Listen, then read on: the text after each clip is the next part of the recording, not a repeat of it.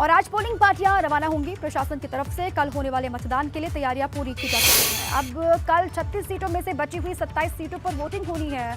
कल मतदान के बाद 12 अप्रैल को चुनाव के नतीजे आप सभी के सामने होंगे। आपको हम 8 तस्वीरें इस वक्त दिखा रहे हैं, आपके स्क्रीन पर है। आपको ये भी हम बता दें कि 36 में से 9 सीटों पर पहले ही भाजपा के उम्मीदवार निर्विरोध निर्वाचित हो चुके हैं। बची हुई 27 सीटें और उन्हीं 27 सीटों पर कड़ा मुकाबला है, जंग दिलचस्प है। पीलीभीत, आगरा, गाजीपुर, बरेली, झांसी, कहां पर क्या स्थिति है, कैसे तैयारियां चल रही हैं, अधिकारी किस तरीके से तैयारियों में जुटे हुए हैं, प्रशासन किस तरीके से मुस्तैद है, उसी की 8 तस्वीरें आपके टेलीविजन स्क्रीन पर। और इसी पर अधिक जानकारियों के साथ लखनऊ से अनुभव शुक्ला हमारे साथ जुड़ चुके हैं। अनुभव, आप देखिए बहुत ज्यादा वक्त नहीं बचा है, पोलिंग पार्टियां आज रवाना होंगी और फिर कल वोटिंग का वो दिन है। और वोटिंग को लेकर क्या तैयारी, किस तरीके से पार्टियों ने पूरा जोर लगा दिया, वो भी जरा बताइए। और पोलिंग पार्टियां रवाना हो रही हैं। देखिए, बिल्कुल ये 27 सीटों पर स्थानीय निकाय प्राधिकार की 27 सीटें हैं जिस पर इलेक्शन होना है। कुल 36 सीटें जो है वो खाली हुई हैं 7 मार्च को, लेकिन 9 पर बीजेपी के जो उम्मीदवार थे वो निर्विरोध निर्वाचित हो गए। इसीलिए 9 अप्रैल को अब कल जो है वो केवल 27 सीटों पर वोट डाले जाएंगे। अब सीटें ये 27 है, लेकिन ज़िले इसमें कुल आते हैं 41, यानी 41 जिलों में जो पोलिंग बूथ बनाए गए हैं उनकी संख्या 500 के आसपास है। और ऐसे में कल जो है वो आप देखिए जब वोट डाले जाएंगे तब कहीं ना कहीं आप देखिए तमाम जगहों पर जो पोलिंग पार्टियां हैं वो आज रवाना हो जाएंगी।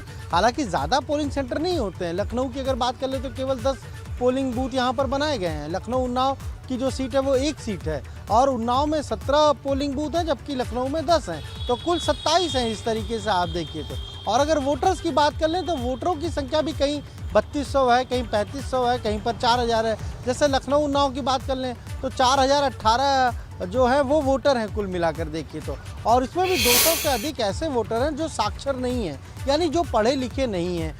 उन्होंने उनमें से 7 लोगों ने मांग की रिटर्निंग अफसर से कि उनको एक सहायक दिया जाए। अब सहायक क्यों दिया जाए? क्योंकि ये देखिए ये जो इलेक्शन होता है इसमें कहीं जाकर ईवीएम नहीं दबानी, कोई बटन नहीं दबाना है, बल्कि जो बैलेट पेपर होता है उस पर एक स्केच पेन दिया जाता है। वो हम कहें तो बैगनी रंग का एक स्केच पेन दिया जाता है, वो जो रिटर्निंग अफसर होता है वही देता है। उसी से आपको वरीयता देनी है, यानी 1 2 लिखना है। अब जो साक्षर नहीं उसके लिए मुश्किल है कि किस उसके उम्मीदवार का नाम किस नंबर पर, तो इसीलिए उनमें से 7 लोगों ने एक सहायक की मांग की है ताकि वो पढ़ के बता सके कि ये नाम लिखा, आपको जो वरीयता देनी है आप दीजिए। तो ये पूरी स्थिति है और सभी जगहों पर आज जो पोलिंग पार्टियां हैं वो रवाना हो जाएंगी। खासतौर से देखिए जैसे नगर निगम होता है या फिर हमको जो कलेक्ट्रेट है या फिर जो जिला पंचायत भवन होते हैं वहाँ पर ये पोलिंग बूथ बनाए जाते हैं।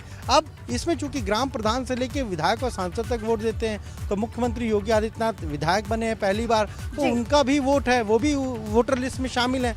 तो कल वो भी जाकर वोट देंगे। सुबह 8 बजे जो गोरखपुर में जो नगर निगम का पोलिंग बूथ है वहाँ पर वो जाकर वोट देंगे। अखिलेश यादव भी पहली बार विधायक बने, तो उनका वोट जहाँ पर है वो वहाँ पर जाकर अपना वोट डालेंगे।